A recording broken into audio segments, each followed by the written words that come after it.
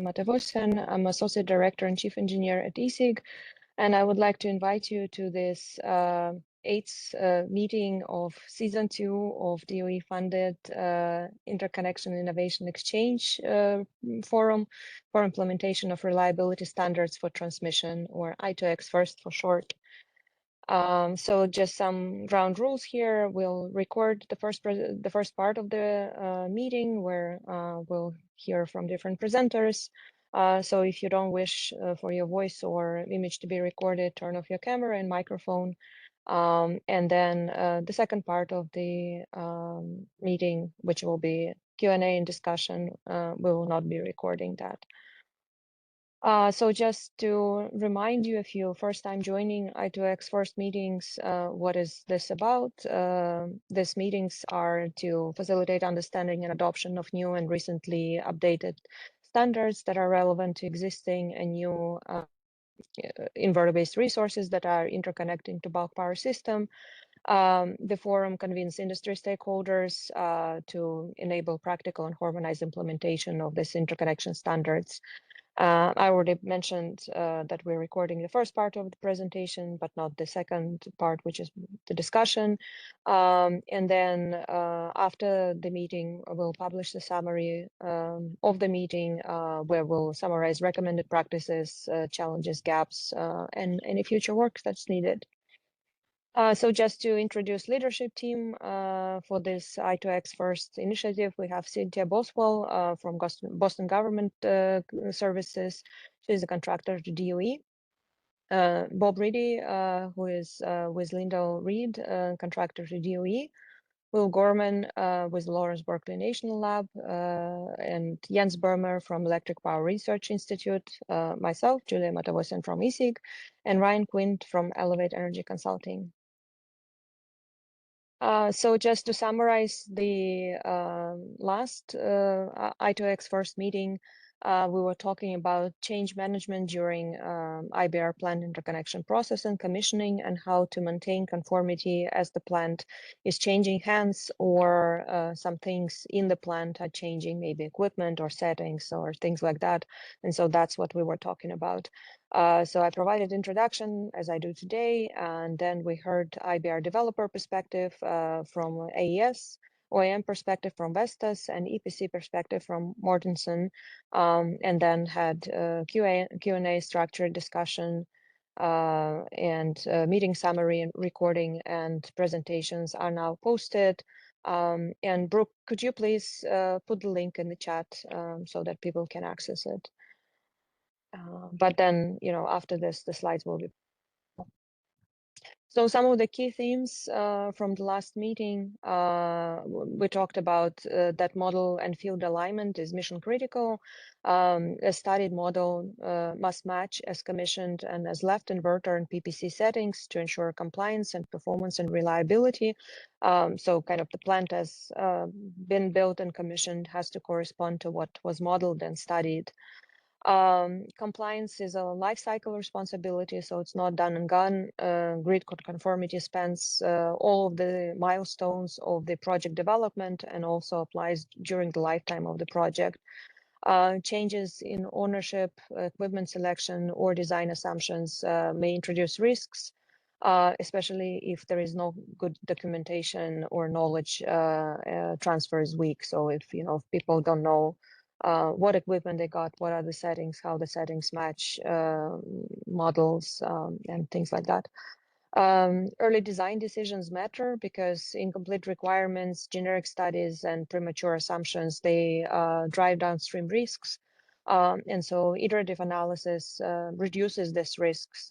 So anytime there are changes during interconnection process to plant design, plant models, all of that needs to be reported back to transmission owners and operators, and considered in studies to avoid restudies in later stages. Standardization improves confidence, so consistent parameter naming, data formats, and transparent access to initial settings, essential settings, they reduce errors. And this still can be done by protecting intellectual property of manufacturers.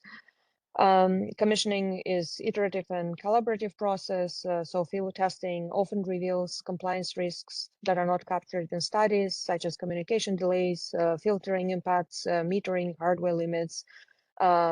This requires close collaboration between EPCs, developers, and OEMs, and controller tuning and as left verification needs to be done to ensure that the plant model is updated if any tuning has been made, and any impacts on interconnection studies has been evaluated.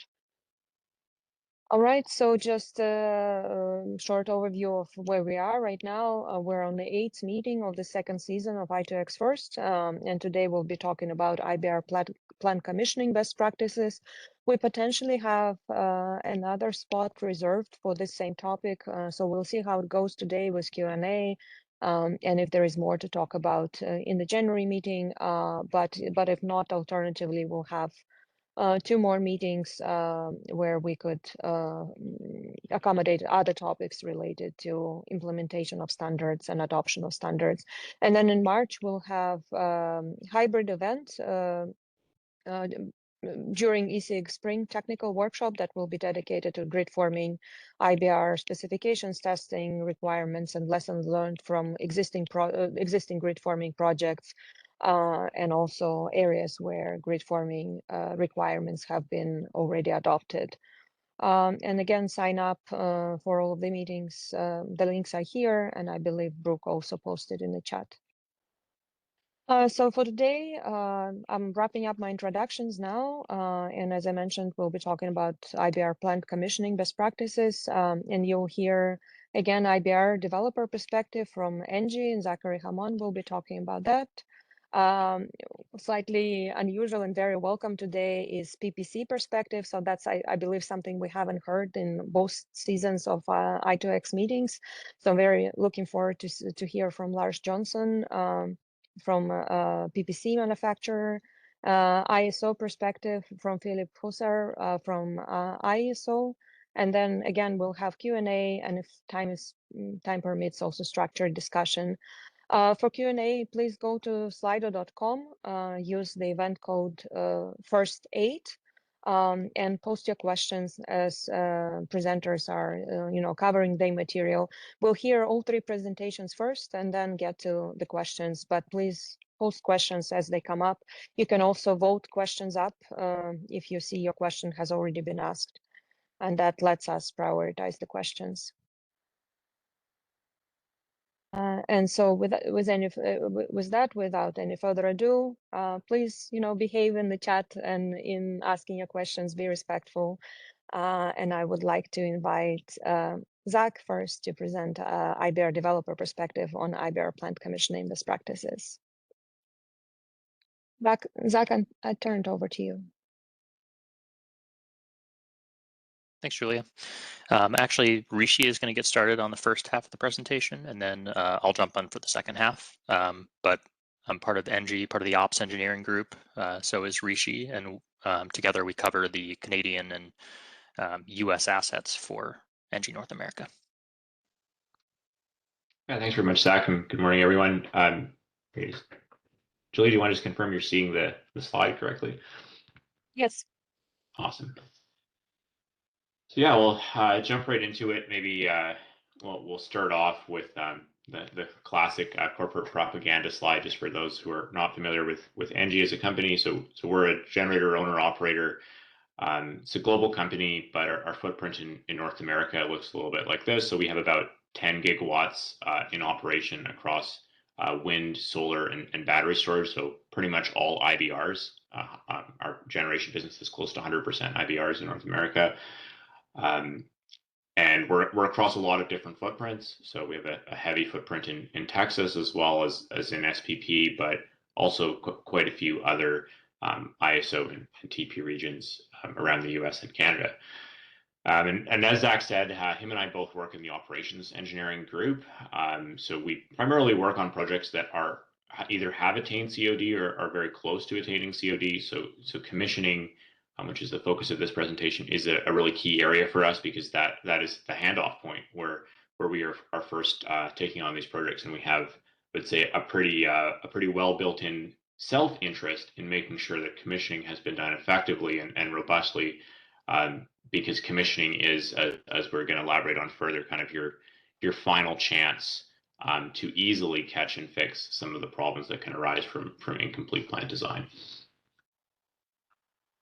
Some of the topics we want to touch on today. So I want to just very briefly go through what are some of the typical mandatory field commissioning tests that you would do on an IBR plant if you're commissioning it somewhere in North America today. I hope that won't be too repetitive for too many folks, but that are very familiar with plant commissioning, but we'll just go through it briefly. I want to mostly talk about what our experience is at a practical level doing these tests, as well as on some of the tests that we as an equipment owner and as a plant owner have found to be useful or informative, that go beyond what is typically mandated by an IESO or similar type of entity. We have a few lessons learned we want to share on maybe what that gap looks like between what the IESO mandates that you have to do versus some of the things that may be useful or productive for you to do as an equipment owner. And finally, talk a little bit in specifics and detail about some of the challenges and gaps on parameter verification as you're trying to link commissioning in the field with simulation models. And I think this kind of builds nicely on what was discussed in the last i2X meeting.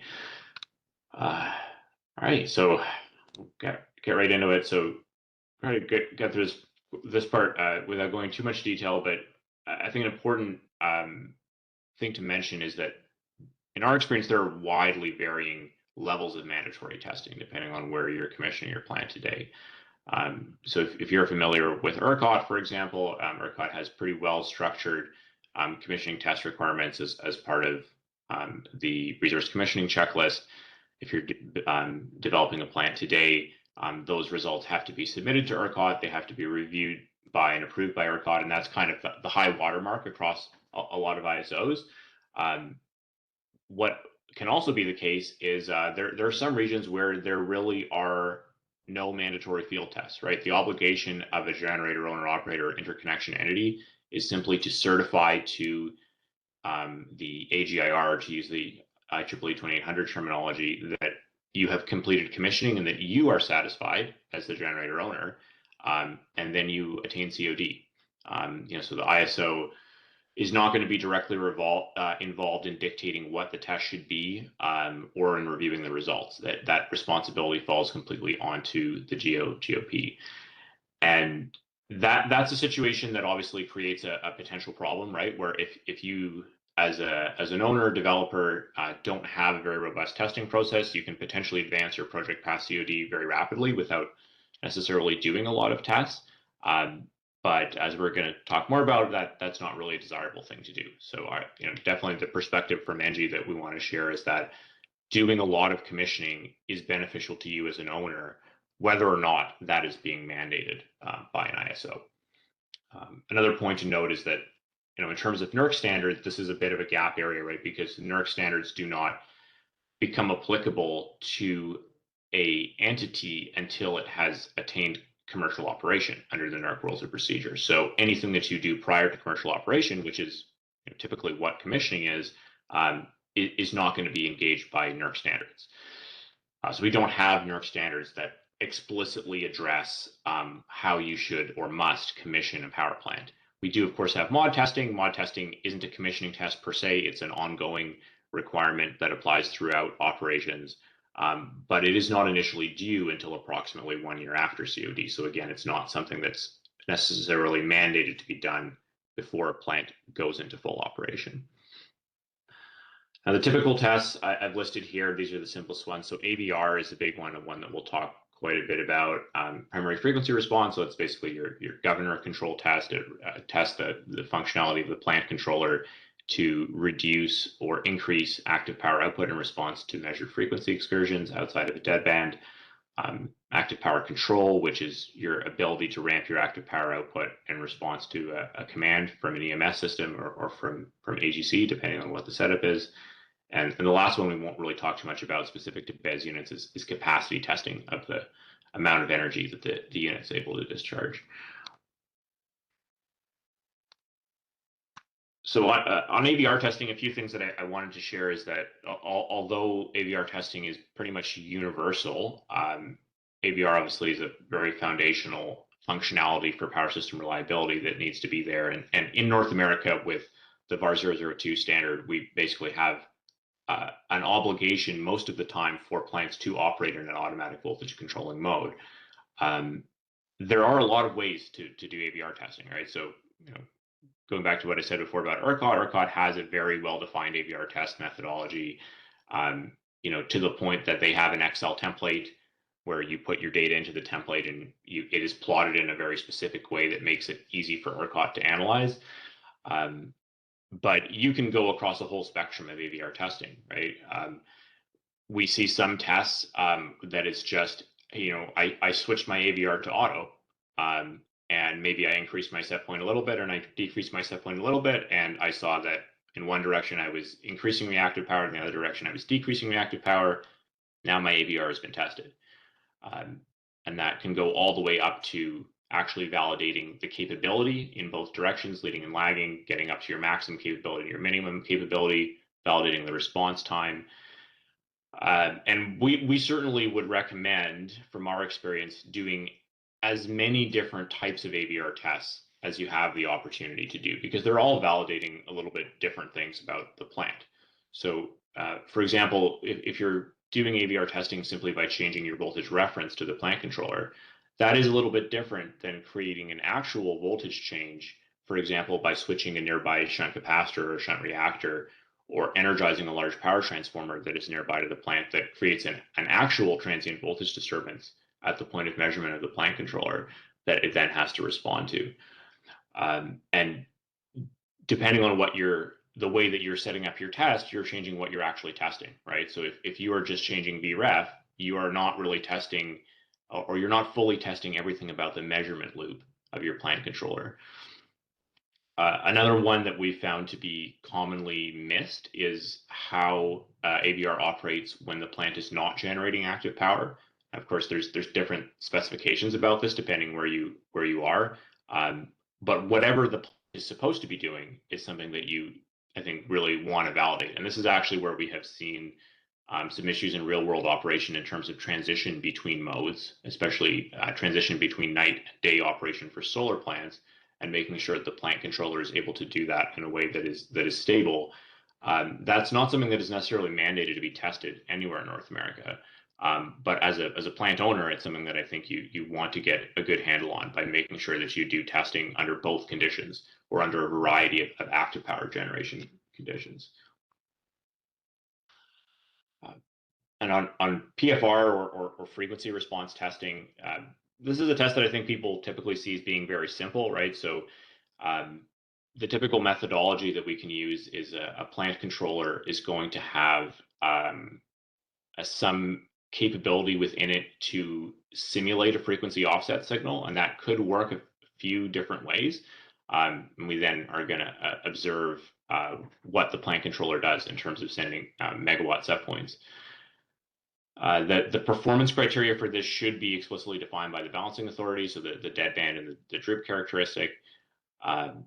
Now, where there are a little bit of nuance in how you test is what that offset signal actually looks like, right? So in some cases, the offset signal in the plant controller is actually replacing the measured frequency with a very smooth kind of stepwise characteristic that is very easy to analyze the test results from, but is also not very realistic, right?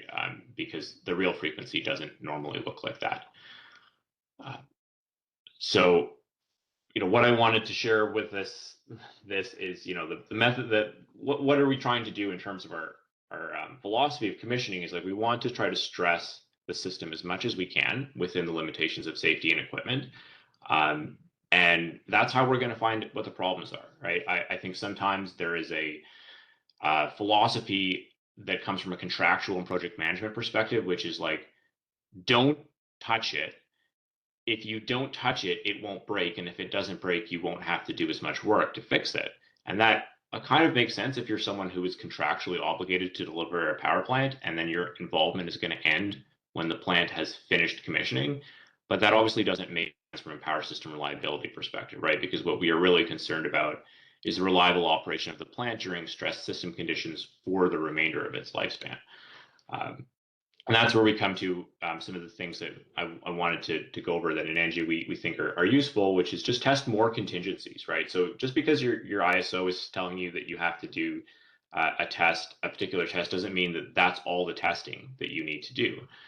So just think critically about how your system is set up and try to test as many things as you can and reasonably, and in many cases, this is going to allow you to simply find out how undefined contingencies in the plant control equipment will actually be handled that may not have been documented.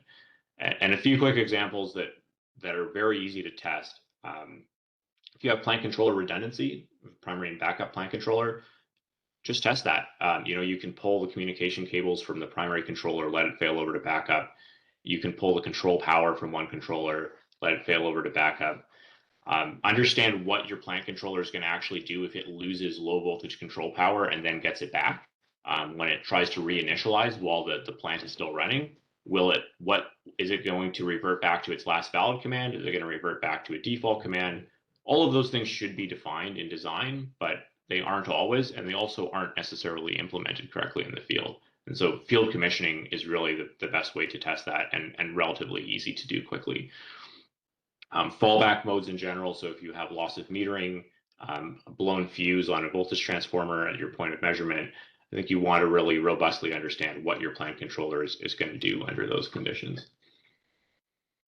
And finally, in terms of voltage disturbances, it's a big part of AVR testing, right? Is voltage change. We all understand that you cannot test a large voltage disturbance in the field during stage testing. That doesn't mean, though, that you should just test the smallest disturbance that you can. I think we've seen a lot of AVR tests where it's like plus minus 1%. In a stiff system, you probably can apply larger step changes to that, and you're going to see different behavior from your plant controller at plus minus 1% versus plus minus 2% versus plus minus 3%. And so, find out the largest range that your transmission operator can tolerate for testing and work within that. Don't just go for the smallest, simplest test.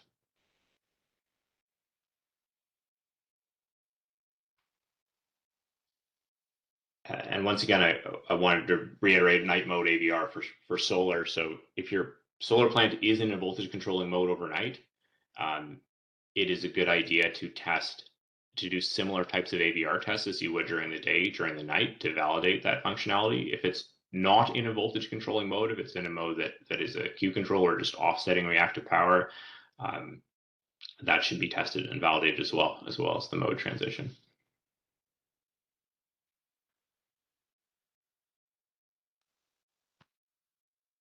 All right, I'll pass it over to Zach here to talk more about how all this commissioning relates back to the simulation models that we're developing. Thanks, Rishi. So at this point, Rishi's basically talked about all the different commissioning tests that are required, some of the ones that should be done in addition to that. But another thing too that we need to really verify is just that the actual equipment parameters match the approved EMT model and that they translate properly.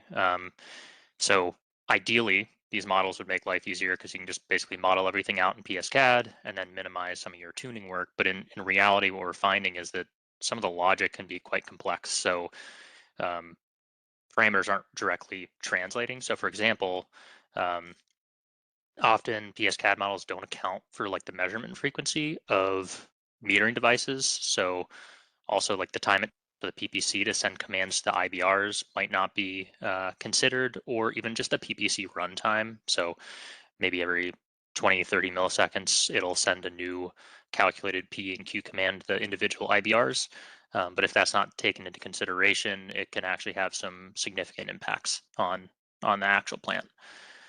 In addition to, there's some complex logic and interplay between the load tap changer, individual IBRs, and then any sort of cap banks at the site that might not be represented accurately in the user written models.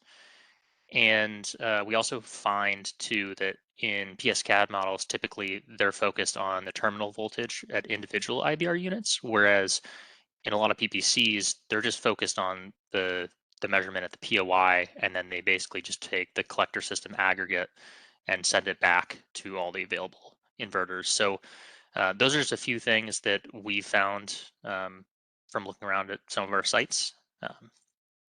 From what we can see, the common approach to basically starting in the field is having a default PSCAD model and then just tuning it in the field from there until you get a passing result.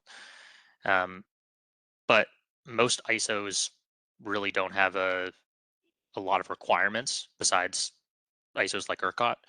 And so in an ideal world, what we'd see is we'd see a lot of communication between the IBR and PPC OEMs and the engineering consultants that are putting together the PSCAD model. But this does take a lot of effort on the part of the developer to basically be the middleman there, communicating between the two groups just so they all understand. And this can be a considerable amount of effort as well. Next slide. So just getting into a couple of quick examples that we might have talked about a little bit in the last slide, but just diving into them a bit more. So for example, at one of our Engie sites, the engineering consultant had basically developed reactive power limits to ensure that there was proper active power recovery after voltage ride through. And while this did pass the ISO model quality assessment, we found that it didn't really model the actual PPC.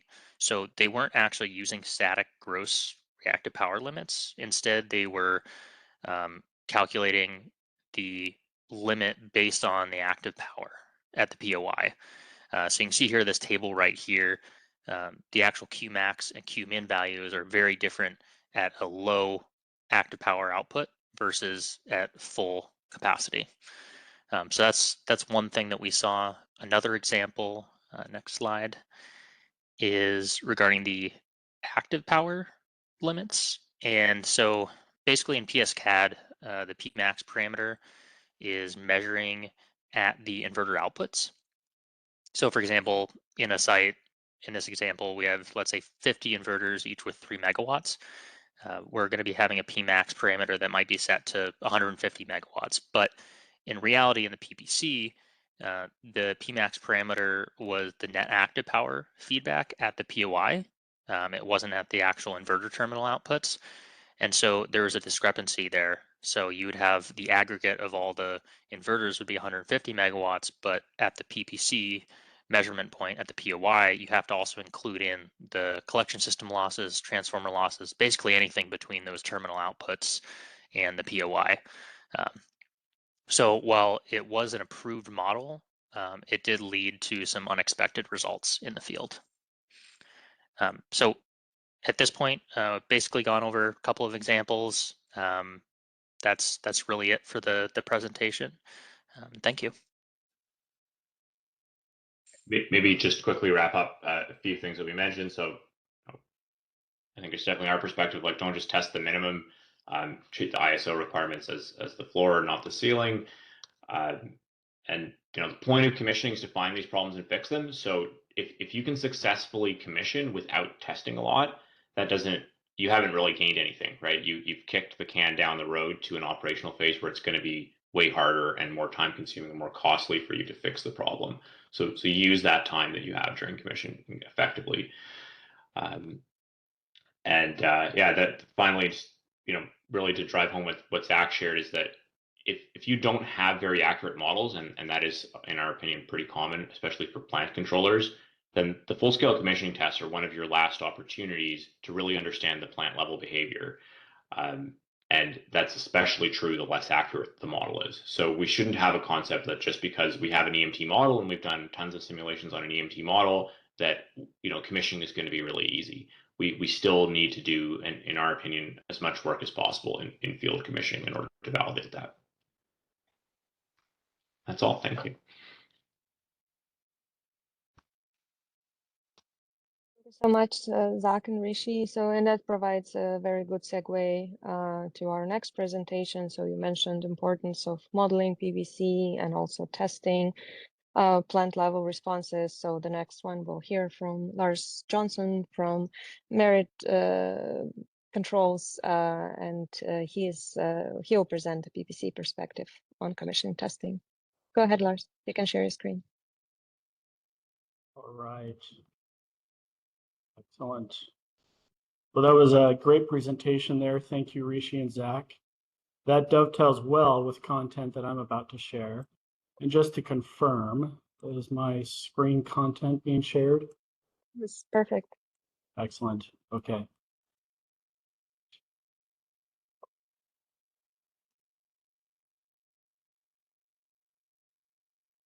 Okay. So I am covering content on the IBR commissioning best practices, PPC, SCADA, and the communication network perspective. This is content that is dovetailing well with what Engie just barely shared. I'm going to go through about Merit, overall project flow, the project scope, design, configuration, and some of the quality checks that occur during the project commissioning. Then we also have site work. Site work is also split up into different phases where we have pre-energization, backfeed, initial test energy, SAT, and coordinated tests. Then we go into handoff, and I will also cover some general challenges and lessons learned. So about Merit Controls, we have various offerings, whether it's the interconnection help with PSCAD, PSSE modeling, and then there's also the design build process of the power plant controller solution, SCADA, and network. There's the commissioning process with the utility and IESO testing. And depending on the region, you might have different requirements that you have to complete for the different test processes. Also, there's the support of mod testing and qualification tests for the modeling. Then there's the post-COD work and extended service with the long-term service agreement. So with the overall project flow, I know that this webinar mostly is about IBR commissioning best practices, but having best practices for commissioning is setting the foundation early on in the project. Whether you're doing modeling work, you're capturing the design appropriately, and having appropriate time to go through and iterate that design with the customers and other entities that are working on that same power plant, and making sure that everything is captured appropriately. And so here I have a slide that talks about the initial scoping. We're identifying the project requirements, going into a project kickoff, going through the design phases where the design can be written down, whether it's in IP addresses, the control narrative, or other key components that are related to the design of the plant. And then you have multiple checks where you can get their feedback at those times. Then there's after the IFC issued for construction design, then it goes into the design development configuration phase. And then after that, quality control checks with HIL testing, hardware in the loop testing, where you can do testing of the power plant controller in a simulated environment to verify that everything behaves as expected before you go into a factory acceptance test. And then at that factory acceptance test, everything should be able to go correctly and smoothly when you have those appropriate quality control checks. Then you go into site commissioning, the different phases of site commissioning. Finally, the project closeout, and then the long-term service agreement. One thing that I didn't really cover in that slide deck, because this is sometimes considered an optional component, but it's very important and very helpful, is integration meetings that you can have with the equipment vendors. This is equipment that you will be using at the project site, typically inverter-based resources. So being able to have an opportunity of meeting with the inverter manufacturer at their lab facility and being able to characterize and really understand the equipment, testing the equipment there, and making sure it behaves as you expect it to. This is where you can do the initial tag checkouts, point-to-point tag checkouts, verify set points, scaling. You can also get the data back and bring it into your SCADA, your historian. You can create SCADA HMI screens and verify at that point of time to make sure that everything is running well. During these tests, these are commonly my favorite part of the plant commissioning process, because you're in a lab, you're in a safe environment. You can run these tests without worrying that you're going to disrupt the grid during a test. Sometimes though, with these lab tests, you are limited on the lab capability. So you might be limited, but you can always extend that with HIL and other types of test capabilities. So during the design process, this is where we can bring in the information that we've learned from those lab tests, the integration tests with the IBR, and integration collaboration with other entities too, and incorporate this into the design. The design can go through the equipment diagrams, the general description and control narrative, SCADA tag lists, and IP addressing, also confirming the test plans. This is where we can confirm what test plan is required for the local jurisdiction, the local authority, whether you have a utility requirement or ISO test or checklist that you have to go through, making sure that we have this in our appropriate documentation package and that we can make sure that we have this planned for appropriately beforehand. After we have the design documentation well established and reviewed, then we go into the project configuration phase. This is where we're able to take well-curated and quality control templates that have already been established beforehand, blend that in with the project configuration parameters, and then you have the appropriate configuration for the site, and then you have your project configuration. Understood that this discussion is mostly talking about IBRs and power plant controllers, but we have many other areas of configuration: the SCADA system, the screens, the tag IO list, the network, the IP address, the different routing and subnets that you have. And the network takes on a lot of work to complete, and it's the backbone that the power plant controller, SCADA, and various other systems within the power plant are using. Okay, so after we have our configuration, now we can go into hardware in the loop test with the power plant controller. And this kind of hardware in the loop test, we're able to simulate things that you can't necessarily easily simulate there in the grid. Whether you're doing a frequency excursion, step change, a voltage step change, also a fairly significant one, different mode changes and other things, we can test this here in hardware in the loop environment. And this hardware in the loop environment, we're putting in the real physical power plant controller device in the test system. It becomes the device under test, and we're able to simulate the appropriate inputs and outputs. And so that way you can drop in the exact same configuration equipment that you have at a project site in the hardware in the loop test and run through those various step changes and other things to get that verification and de-risk the project early. So again, many of these slides are not just purely commissioning at the project site, but they're those preparation steps and trying to identify issues earlier than later. So that way you have appropriate time to mitigate and fix those issues. Now with the hardware in the loop test, we also have validation between the hardware in the loop response with the modeling. Modeling occurs at various phases of the project lifecycle.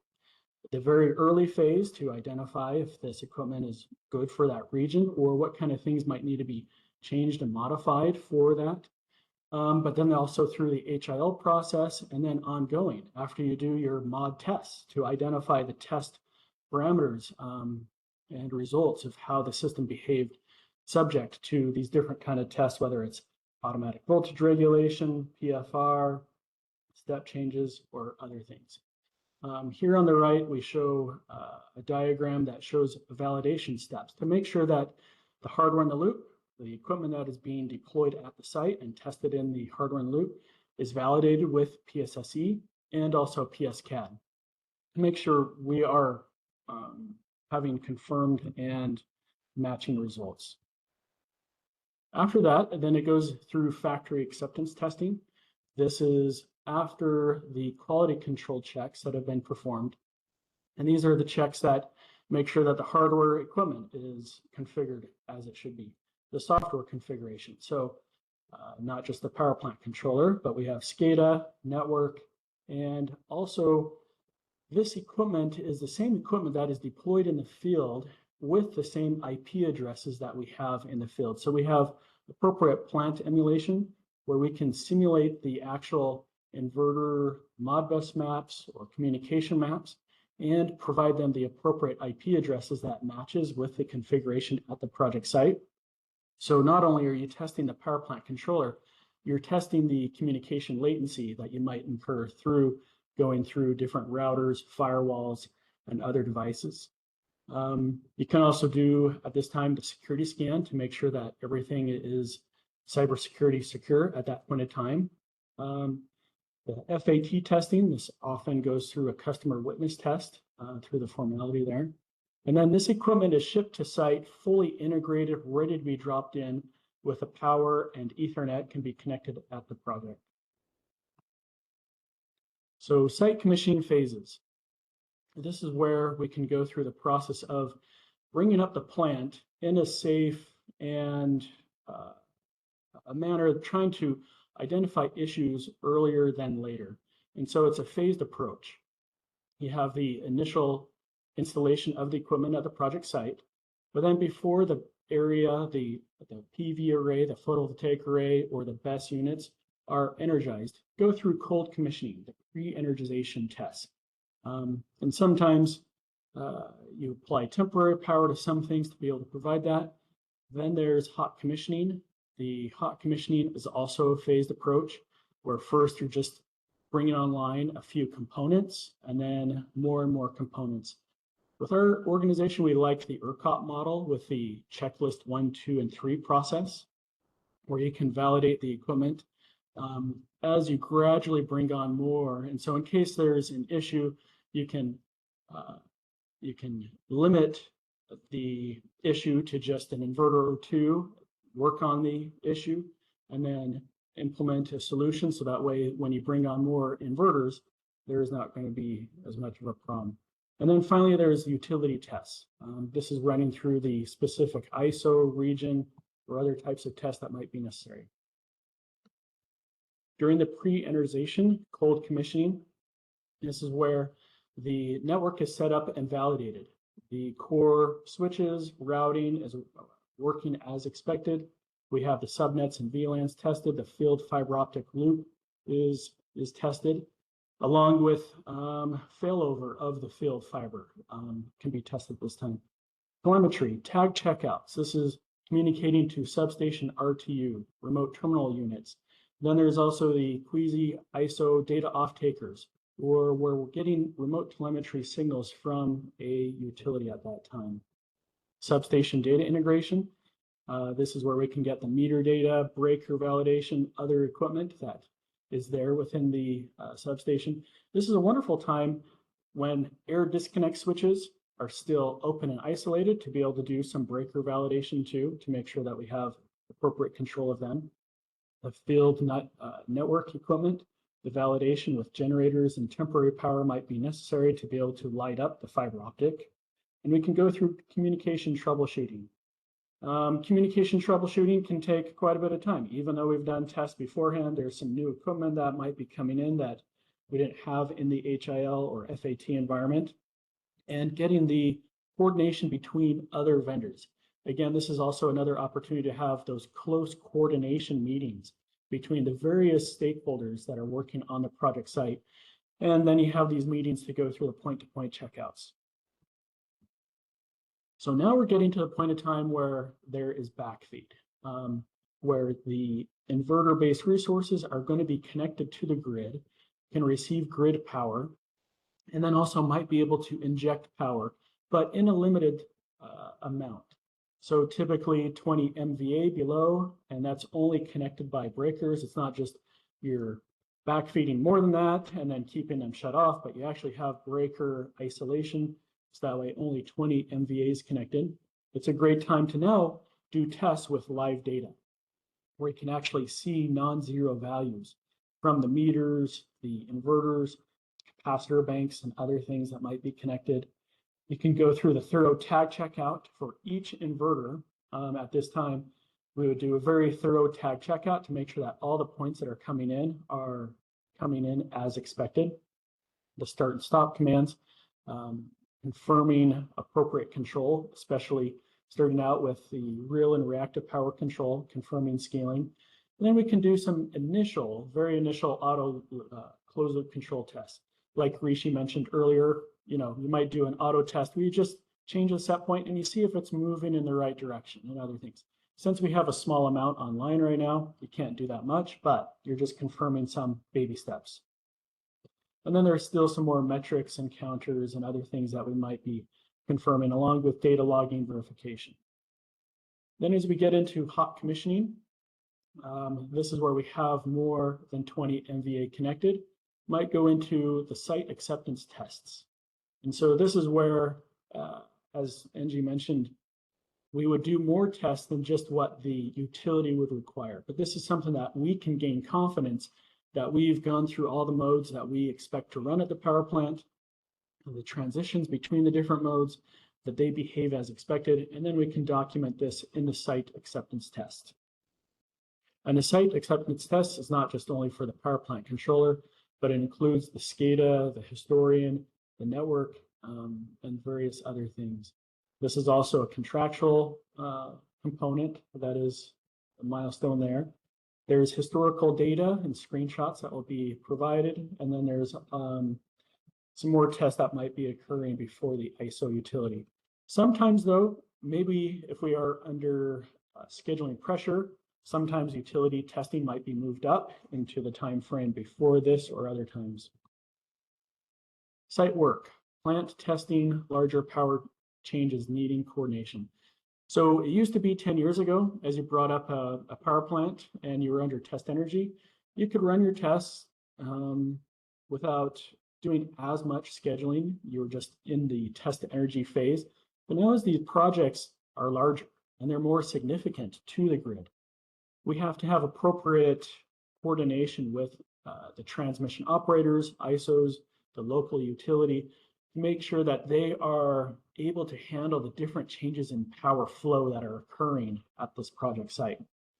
Also, the voltage, the voltage on that transmission line might be, depending on some of these step changes, might be something that they would have to coordinate with other generators in the area. And this is where we're going through larger capability tests. This is when we're going from full power to zero, confirming the real power ramp rate, doing primary frequency response over and under frequency tests, doing the full reactive power capability of the plant too. The 0.95 power factor, or in some other regions it could be 0.9, but this is at full power. For a battery energy storage system, it might be going through the 4 quadrants. So charge, discharge, export, import of reactive power. Again, coordinating there. The voltage regulation tests. It was great seeing the slides from Engie earlier, so I don't need to go into more detail here. But depending on different regions, there might be some more tests that might occur, whether you have to do a step change test or a step change test that you're seeing what reactive power is necessary for that appropriate delta voltage. And then what is the reaction time and response time? How quickly is the system able to respond to whether it's responding to a set point change or a simulated measurement override value? These are parts that can go into the test. Now, sometimes we are not able to do the test on the first try.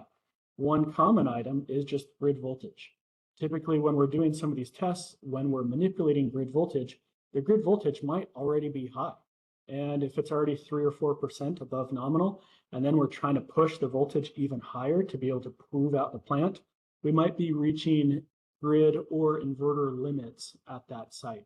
We might be exposing issues that occur within some of the substation components, whether the load tap changer isn't configured appropriately, or some of the settings aren't right, same with capacitor bank, or number of inverters, because they might still be going through the initial startup phase. Maybe we might not have reached some criteria to be able to make sure that everything passed. So Often, sometimes you have to go through retesting at that time to be able to get everything in your data set that you need. After the site commissioning test and everything is ready, then you go through the handoff. This is a pretty important step, making sure that you have all the documentation appropriately there. If there's another entity that is taking on the long-term service agreement, that you have appropriate handoff there. Training the operators, making sure they're fully able to understand the control and operation of the power plant, and training the service team there too. And if the plant happened to be under a temporary remote access, handing off that to the long-term remote access providers.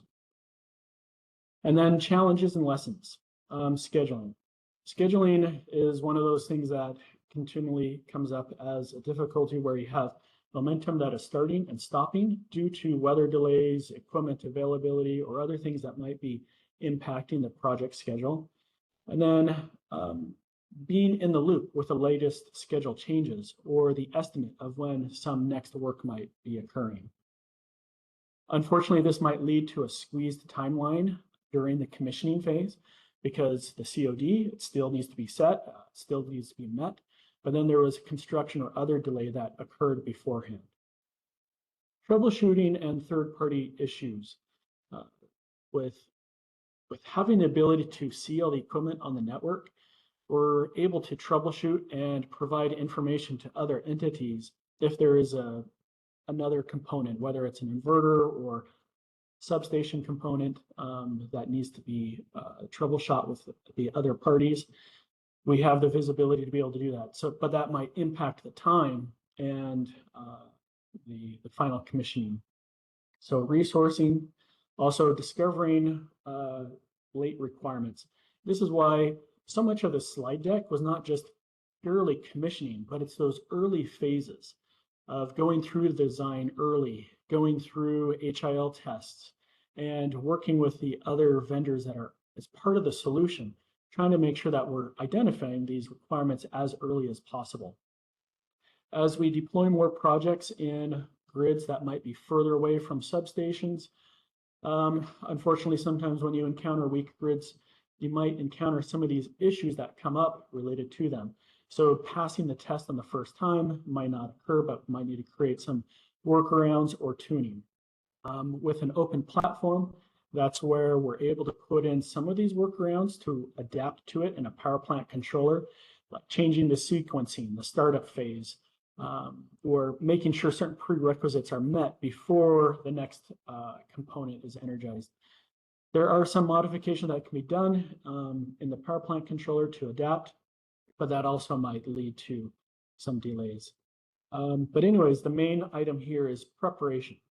Preparing beforehand, gathering those requirements and testing early are key to success of a project.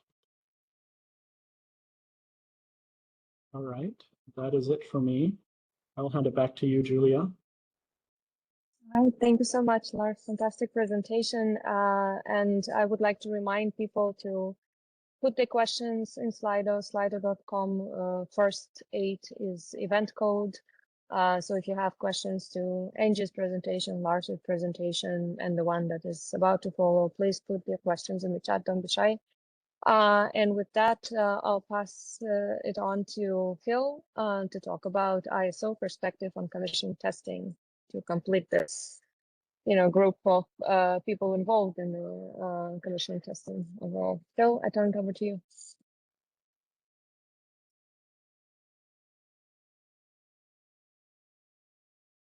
I cannot hear. I can see your screen, but cannot hear you. So you're still on mute.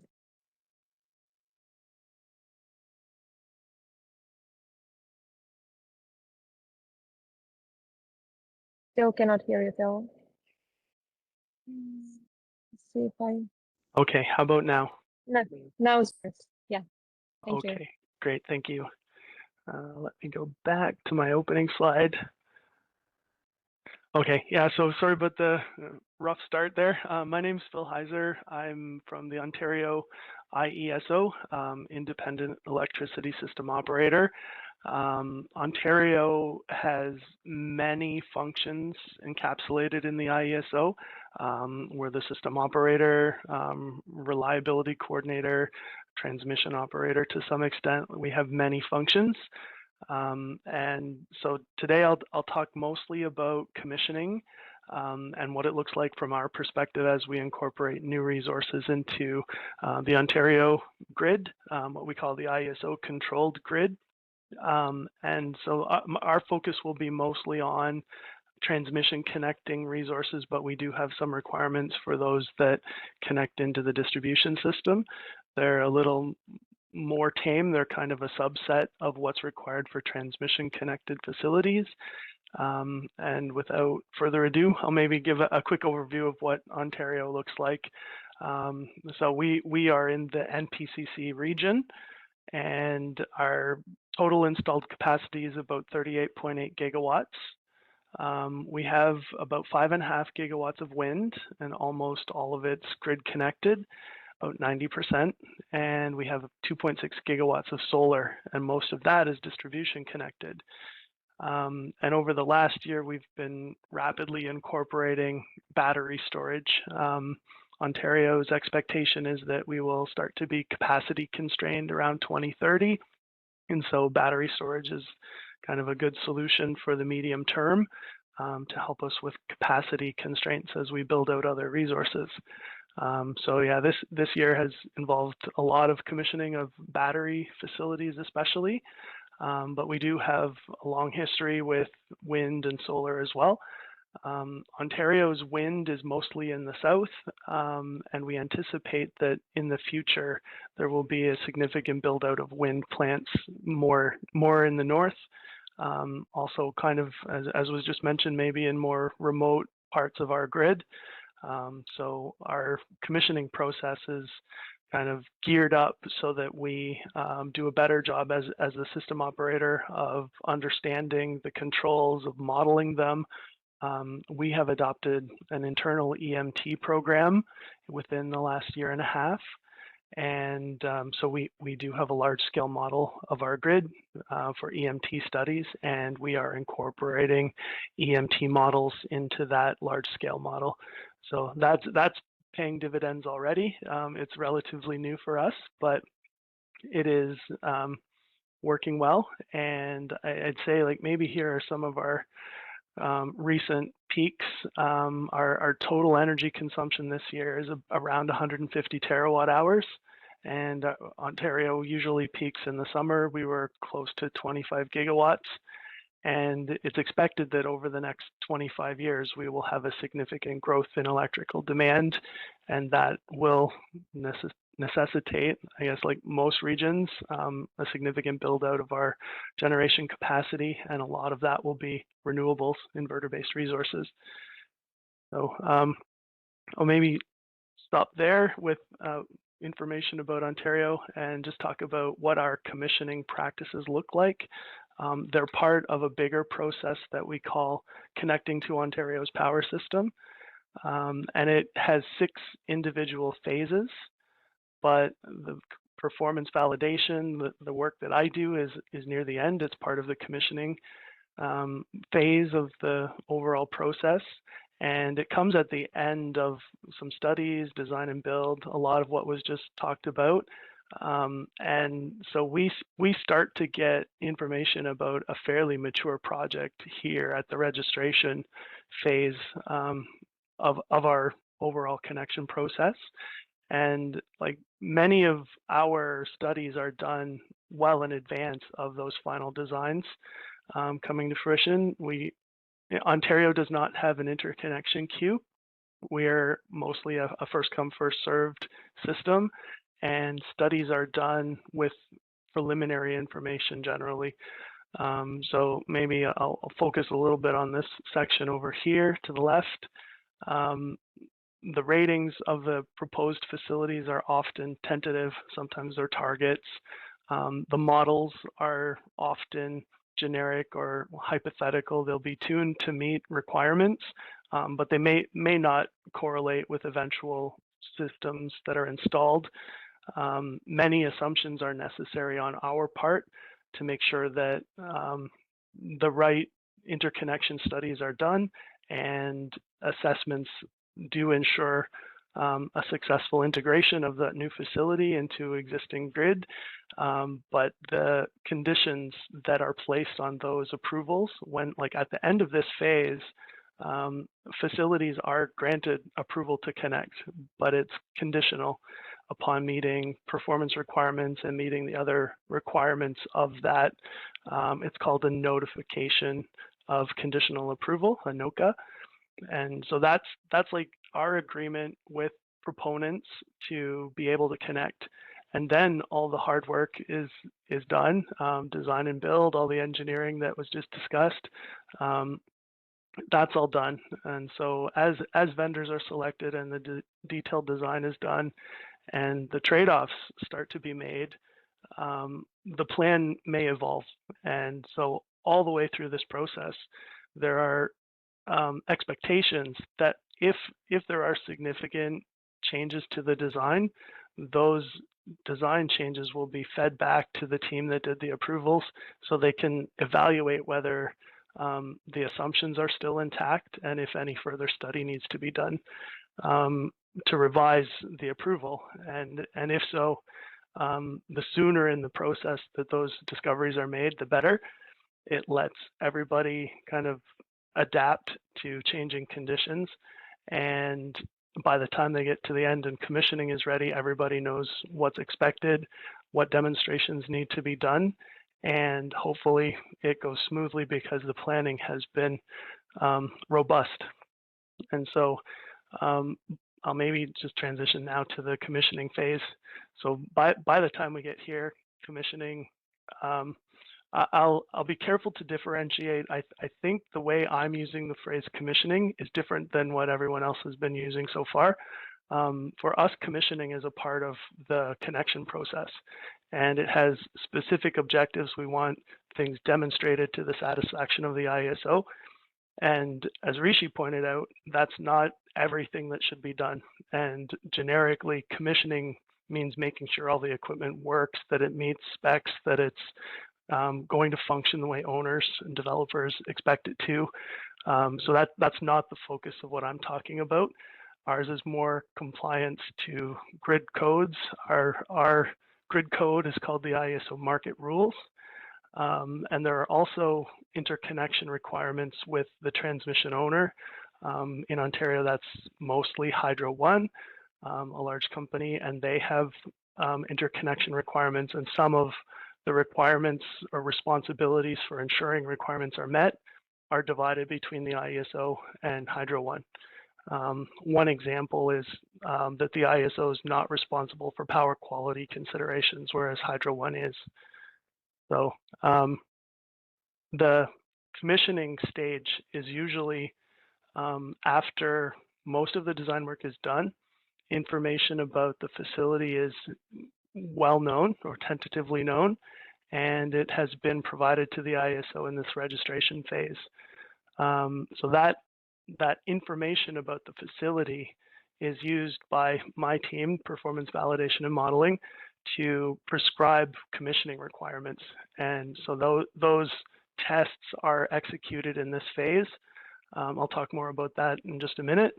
But our objective is to make sure that initial assumptions made back maybe years earlier are still intact, that the equipment behaves as it needs to, and that any modeling updates are captured so they can be integrated into our planning and operating models for good decisions afterwards, once we're in operation. So here's kind of a linear representation of what that looks like. So these are the main workflow steps, but there's often consultations between these different steps, and we need to consult carefully to make sure requirements are clear, that they're all captured, that there's no misunderstandings as the site work is done. And I think most people will appreciate that if things are not planned for ahead of time, they can cause a lot of trouble when you're in the moment, you're on site, you've got people mobilized, you're trying to execute work, and then a surprise comes out of nowhere, and it's necessary to adjust to that surprise. So planning is a very, very important part of this. And so we do a lot of that back at this registration phase before commissioning starts. And so market participants, or connection applicants we call them, they're required to provide a fairly detailed set of information about their facility. There are kind of technical details, including models, equipment ratings, capabilities, and so on. But IESO also asks for some documents, we call them supporting documents, and they're mostly narrative descriptions. They tell us about how the site's going to be operated. They tell us about the protection schemes, control schemes, and they give us an opportunity to point out things that should be tested in order to make sure that the site functions well once it's in operation, and places where the models may not apply, we get a chance to ask if those situations need additional tests to clarify.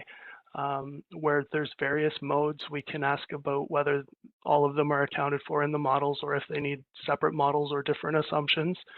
And so those narrative documents, supporting documents, they often play into what is prescribed in commissioning. So that's a main set of our requirements. So we do have generic standard commissioning guidelines that go out for the typical work that's done in most projects. I saw in most of the earlier slides that the NERC modeling standards, mod 25, 26, 27, those are all tested. In Ontario, we do confirm that those results demonstrate at least they're consistent with what's been registered, and so the models that we end up with do match very well the real behavior of the equipment. But we also asked for project-specific demonstrations or clarifications within those supporting documents, so that our operators, once the facility is in service, they have a clear expectation of how the site will behave, even if it's not part of what's covered in dynamic models. And examples there are like how the facility starts up and shuts down, how long it takes to start up, how it behaves when it's islanded. Does it shut down? Will it continue to energize the grid from where it is? Things like that. And so the dynamic models and ratings and so on don't necessarily capture that behavior, but we want it to be predictable for our operations team what the facilities will do, and we do tend to ask about those kinds of behaviors. And just a final note, IBR facilities are very complex. They have many tunable aspects. It's a blessing and a curse. They can be made to behave very well in a wide range of conditions, but that also means that some things can change without a lot of care. In the moment when there's a problem that's arisen, things get corrected, and those don't always get pushed back. And I think I'm echoing some of what's been discussed previously, but the as left settings need to be validated. And so some aspects of what we ask for in these commissioning requirements is details about how things were left, settings, screenshots of HMIs, and so on, just to confirm that the information that we get at the end is consistent with what was planned for, what's been assumed, what we're expecting and counting on when we go into normal operation. Okay, so I'll move on. So this is one of the kind of memes that goes around in our validation team. We want to avoid reliability problems from going into service. And our team feels like the goalie sometimes. It's like, I think it was just mentioned, the commissioning is the last line of defense, where you can capture problems if you do extensive good testing, if you're careful and thoughtful about it. I agree with Rishi's comment that minimizing the work done in commissioning is a way to expedite your schedule and reach a commercial operation date maybe, but it does set up potential problems later on that could be rectified when all the right people are at the table, when you've got resources committed, when you've got technical expertise available. And so I strongly support what Rishi said there. It's not just for demonstrating regulatory or contractual obligations. It should be a way to set up for successful operations. Maybe a little more positive way to think about it is, like, for us, we think of our commissioning phase as demanding two main things. So we want to ensure that the connected equipment has reliable performance. That usually means these following two things. So meeting the applicable technical requirements, and here I'm being intentionally vague. The IESO does have fairly detailed market rules that prescribe dynamic responses, capabilities, and so on. But in general, if you understand your performance requirements, you should try to demonstrate that they're attainable in commissioning. And something that doesn't necessarily come before commissioning is like recognizing if there's objectionable behavior. So things like oscillations, they can be caused by delays that were not accounted for. That was just mentioned. Things that you might only see if you challenge and stress the equipment. That's one of the objectives here. That's why our test requirements are a little bit hard to nail down. The sites are complex. We ask for tests and demonstrations that show what has been described about the site is not problematic. So that's, if you work in Ontario, you'll probably see those kinds of requirements are based on descriptions that the owner or developer has provided of the site. So we do look to avoid problematic behavior by challenging the behavioral expectations of the facility. So the first point can summarize as good performance. And the second point is that our models are accurate enough and suitable for the purpose. So if we recognize from the description documents that the modes are not always consistent with the models we've been given, we'll need to examine whether those models are applicable for certain types of operation. And if not, what can we do about that? Can the model be adapted? Do we need a different model? Do we need to avoid being in those certain modes?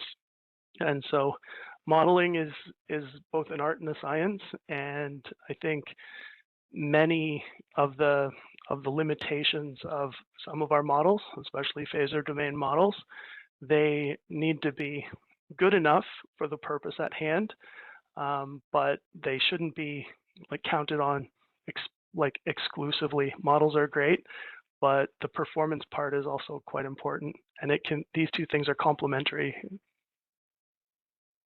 Okay, and I'll share these two quotes. These also kind of circulate within the team that I work with. The first point here is, one accurate measurement is worth 1,000 expert opinions. That's a quote from Grace Hopper. She did groundbreaking work in computer science. She's in the US Navy. And this one we hear a lot: all models are wrong, but some are useful. And that's by a British statistician, George Box. And those two ideas are kind of at the heart of how we think about commissioning work. So where we can validate things through measurements, that's extremely valuable, but we can't validate everything through measurements. There's realistic system operating conditions that must be, held within bounds. And it just takes too much time to challenge everything that you could conceivably test. So we need models. Ideally, they are well-founded models that have been tested in a lab. Hardware in the loop testing does a lot of work there. But by the time it gets to us, we hope that the models are accurately representing the hardware, and we're mostly talking about how they're tuned. And so these things go together, measurements and models, and the two of them go together to form IESO's expectations for good performance in operation and good planning and operating decisions after the plant goes in service. So here's kind of an illustration of that. I know these terms have been floated in past i2X presentations: validation, verification, and model benchmarking. And those words show up in P2800.2 and the new NERC mod 26.2. And the distinction between relying on measured responses and modeled responses is important, and also verification. I think this was also just mentioned, but going and confirming that settings are left as they were expected, or as they were recorded, or how they were initially planned to be left. Those are complementary things. So I think of this as like a hierarchy. Quality evidence is the measurements. Verification in a parameter that is known to affect model behavior or controller performance in a particular way, that's good evidence too. Model benchmarking is probably the only way you can verify certain types of equipment behavior, things that you can't subject the equipment to, but it can be prone to assumptions and change management problems and so on. So I think for us, we try to get measurements wherever we can, and some of our testing protocols that we prescribe are geared that way. We do like to comment on what was just mentioned. We do ask for real and reactive power outputs to kind of span what's intended: Pmax, Pmin, Qmax, Qmin. We do step testing for voltage control, for active power control. Many of the things that are typical of normal everyday operation, we do expect demonstrations for those.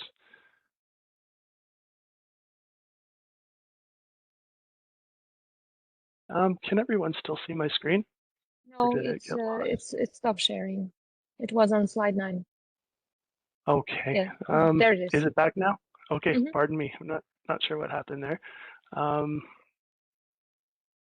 Okay, so I mentioned earlier that I wasn't going to dwell on the types of things the IESO checks, but here is a list. I'll mention that it's in the slides if people want to go and kind of look at the list and think about it. It touches on many of the things that were just mentioned, and some of the common checks that we've done for many years, for not just IBRs, but for conventional generation as well, are now well described in the 2800 standard. So the things like failure modes, the little bits that are kind of intangible, it's great to see that the industry standards are starting to talk about them in an organized and systematic way. The IESO hasn't yet fully adopted 2800, and we're considering what will be adopted and in what form it will be adopted. But many of the issues that are discussed in that standard are already within our processes. So this is the kind of stuff that we check, and it's a combination of testing that's done in the field on the real equipment, how it responds in service. Most of our requirements are applicable at the connection point, or more specifically, most of them apply at the high side of the main transformer, which may not be the same as the connection point, and other terms that you'll hear. But we do expect demonstrations of dynamic performance and capability at those points, and that flows into validating our models in those testable conditions. Protection system checks, we do validate all the NERC standards that are applicable. So PRC 19 for coordination, 24 for ride-through, loadability, PRC 25, and so on. And where things can be tested there, we do ask for testing, such as trip timing, just to confirm that clearing times are as expected. But most of this work is verification. We do ask for settings to be submitted. We check them. We see that they make sense. And then these other common checks, as I mentioned earlier, these tend to be related to reviewing descriptions of the narratives about how the site works. So all of this is done either in the very end of the registration phase or in what the IESO calls the commissioning phase. and they do avoid a lot of problems. There's a lot of intangibles that come with this. It's often considered onerous, but we've avoided many operational problems by doing these checks. I'd say the IESO, and it's probably true of other system operators and I'll say regulatory agencies that oversee interconnection, you are the experts in your process and you see a lot of examples. And so sharing your experience through requirements helps make sure that equipment goes into service without performance problems, with good models, and sets us all up for operational reliability. So here's a few quick slides. I think I've got 4 suggestions. I hope I'm not repeating too much about what was talked about in the last session, but managing requirements is a very important one for IBRs because they're so complex. There's many sources of requirements. They vary from region to region, and for like developers who work across regions like Rishi, I think those do tend to be similar, but not all the same. The demonstrations tend to be different. And so having a way to like accurately collect and manage all of those requirements is an important part of it. I've got a little listing of all the different sources that are common in most Ontario projects here, and it's quite extensive. And I'll encourage anyone who's on the IESO side to make sure that you're mindful of how complex your processes are, and like where you have an opportunity to point people in the right direction or simplify the process, please take it. Standardization was mentioned earlier, and that's an excellent way to help everyone make sure that they go through the process easily. And then I'll also throw in a few little items here. Work with vendors who know the jurisdiction. Some utilities, including the IESO, have customer support services who can help put you in contact with the right people to answer difficult questions. Take advantage of those where you can. And throughout interconnection processes, keeping in touch with changes is important, and it will save a lot of work at the end. And just a note here that having meetings to talk about these complex requirements is often better than email exchanges. So that's a few little notes from our experience. Scoping and scheduling, these ones are usually in tension. So our experience lately has been that most projects are on very ambitious timelines. They're trying to get everything in service yesterday, and it isn't always the case that the end of the process is managed well. It's often not understood. The completion of the site work, at least in Ontario, isn't always the end of the in-servicing of the facility. There's many steps in Ontario, at least, where like integration of the models into operational and planning tools at the IESO, setting you up to receive dispatches, all of that stuff needs to be turned on, and there's definite timelines for some of these things. So for anyone who's developing projects, I'll suggest try and make sure you've accounted for all those steps, how they're dependent on each other and how long they take, so that when you get to the end of a project, you're not surprised that there's another 3 weeks of work to be done by someone else in order for your project to go into service. So that's also something that ISOs and interconnection authorities can help with. So those steps can be made very clear to developers, and it just smooths out the end of the process. If things are planned for, they tend to be a lot less, catastrophic at the end when commitments are in jeopardy. Okay, change management. This one was also mentioned in a previous i2X presentation, but I'll also say that it's very important. All of the projects that we've seen this year have had some amount of change during commissioning. Some of them were small, some of them were big, but in general, it's important that there's a plan for dealing with those changes. And if it isn't well captured at the time that a change is made and communicated to the people who will intend to study the impacts of those changes, it can really extend the length of time the commissioning phase takes. It can result in rework and cycles. Some of that is necessary and normal, and some of it can be avoided by having good early studies.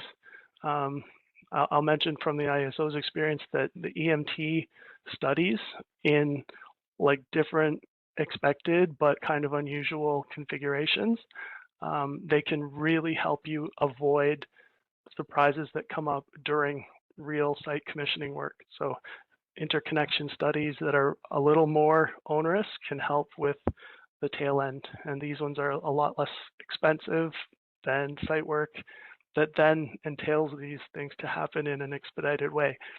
So I'll suggest that, you know, try and squeeze in your studies, and then having clear guidelines about how to manage changes is also very beneficial. And here's my last point. This one is kind of a personal thing that I've noticed. I've dealt with this in the twice in the last month at least. So it's a fundamental point, but base values for requirements and for protection settings and so on are so important to get right. This one might be aimed at mostly the engineers in the team, so I'll keep it brief. But base values that form requirements need to be managed carefully. They're so easy to make mistakes on, and I kind of blame the complexity of the equipment that we're working with. Base values can come from digital controllers, from protective relays, from the software that we use for modeling, for all kinds of things, equipment bases and so on. So this one is something to keep an eye on and make sure it's managed. And my main recommendation for this one is to recognize that it's challenging and try and keep it in mind. And the other one is to build it into your intake processes. So for ISOs or for modelers, whenever you're taking in information, make sure you understand what the bases of the different values are. Don't just run with percent or per unit values. So hopefully that was helpful. That's all I had for this presentation, but we can maybe take up more in Q&A. Thank you. Thank you so much, Phil. Very helpful, very detailed presentation. I really appreciate that. All right, so we'll switch to Q&A. I have one screen today. So Ryan, if you could, watch hands. I would encourage everyone on the panel, if you have something to add, just raise your hand and Ryan will manage the order and I'll ask questions. So the first question is the most popular one, and it's to everyone on the panel. How common it is that the studied model parameters used during the interconnection process actually get implemented in the field during commissioning without any modification? Or is it more common that more generic PPC IBR unit parameters get installed and models need updating?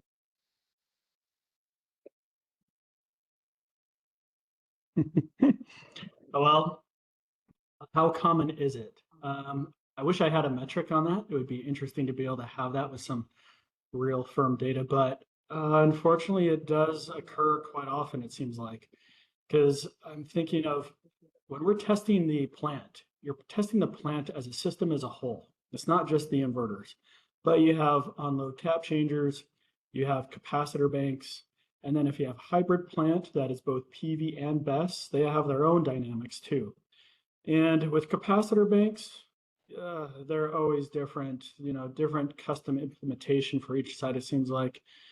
And then there's also not that much standardization on the load tap changer, how much of a deadband it has on the voltage and the dwell, and then the dwell time that you have.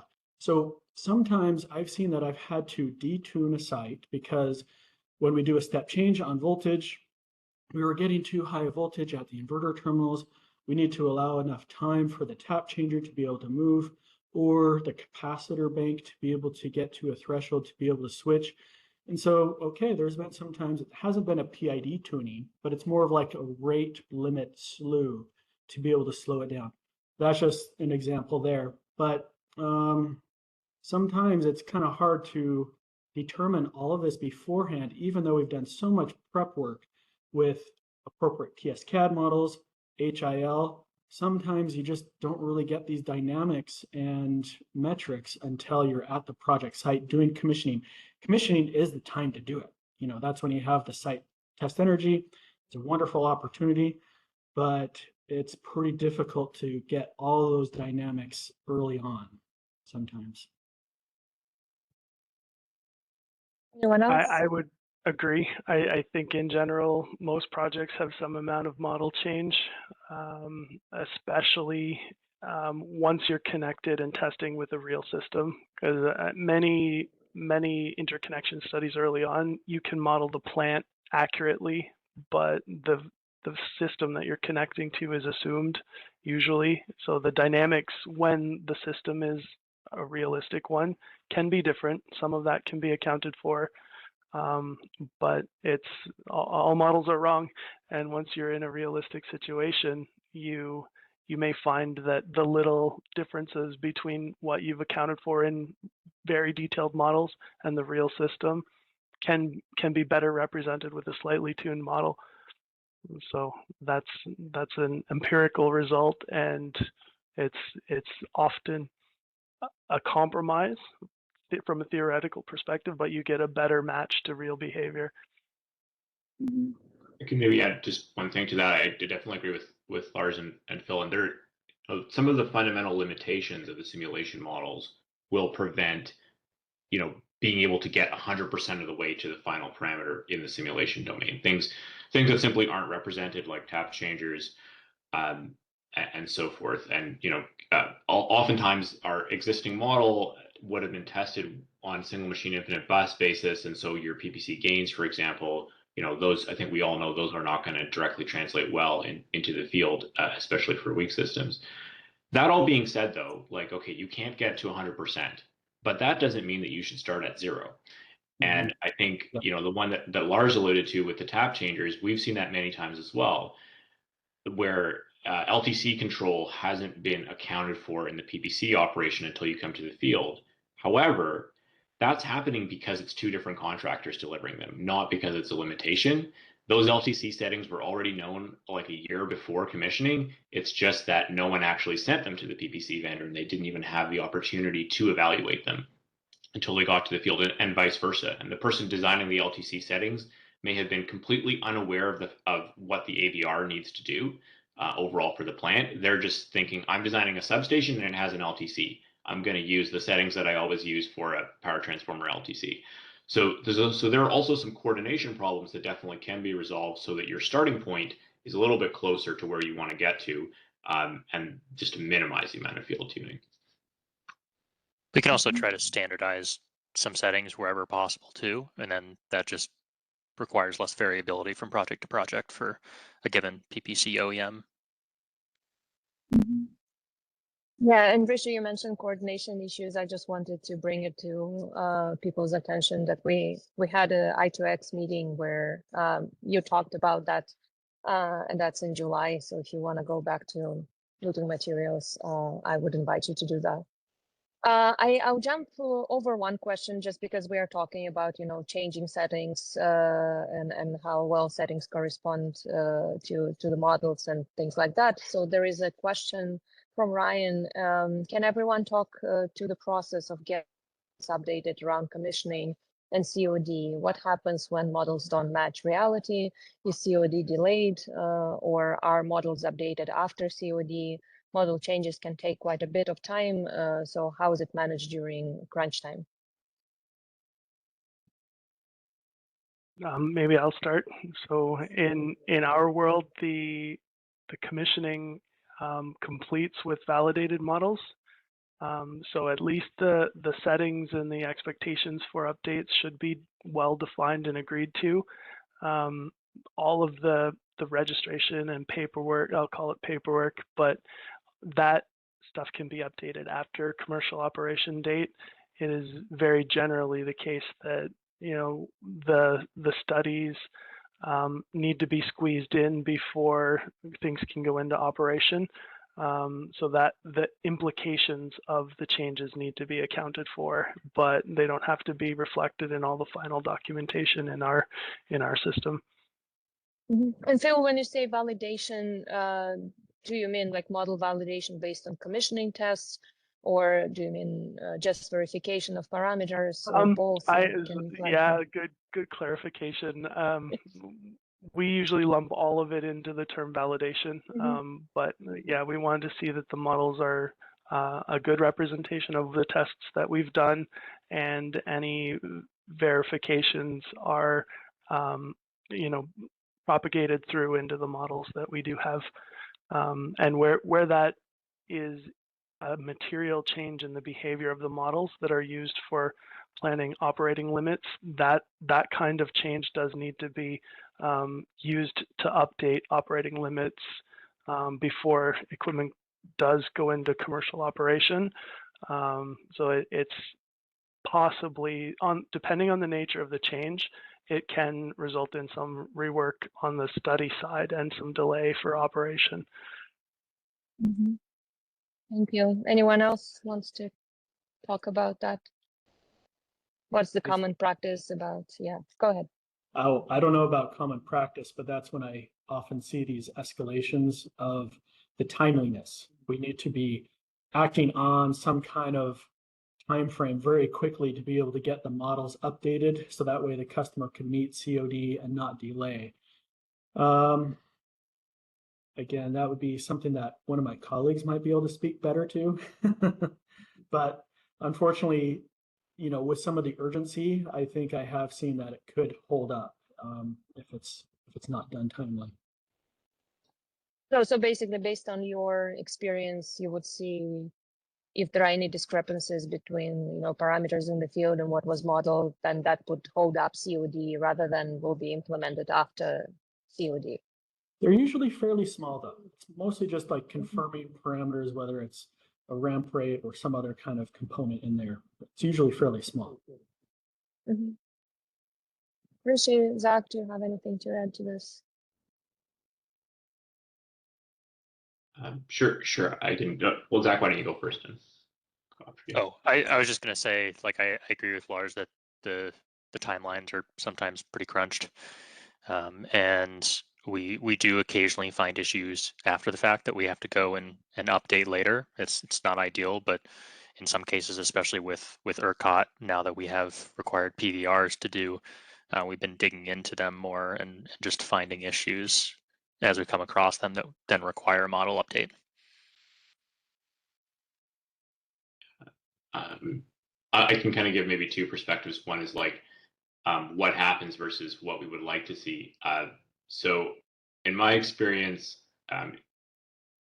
in those jurisdictions that do not require mandatory parameter verification, which is basically everywhere in the US other than ERCOT today, more or less, it is most common that anything that was changed will not get incorporated back to the model.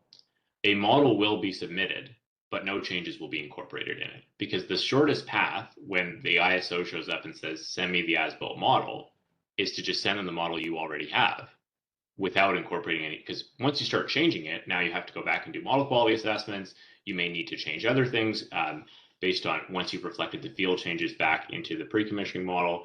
And that's a process that can be quite involved, and depending on, and in the meantime, OEMs may have updated their unit models and maybe incorporating those, which then cause other problems for model quality assessment. And that's all very valuable, because the goal is to get to having an accurate, verified plant model. However, if no one is actually looking over your shoulder and verifying that and saying you shall not commission until you have done this, it's very unlikely that any developer is going to voluntarily put forth all effort to do that, or if not do it at all, at least prioritize doing it in a timely fashion. Right? We're all juggling a lot of tasks. If it's not mandatory, it may not get done, or at least may not get done quickly. And maybe it links really well back to the previous question, in that the closer that your prior to commissioning model is to what you have in the field, and the less changes you are going to make in commissioning, the easier it will be for you to make that final step to the final verified post-commissioning model.